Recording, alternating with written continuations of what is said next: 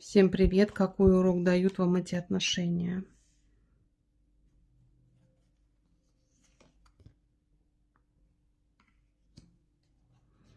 Ожидания. Вы должны не ждать. Мгм.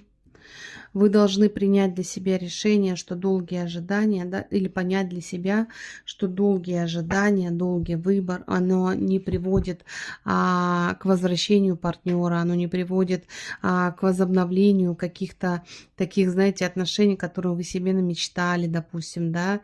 То есть вам дано время для того, чтобы вы привели, сгармонизировали себя в порядок, да, привели себя в гармонию и начали все с чистого листа. Тут у вас, скорее всего, какой-то действительно кармический урок, связанный именно с ожиданием, с долгим периодом времени. Карта времени, да, у нас. И именно вам свыше далось это время для того, чтобы вы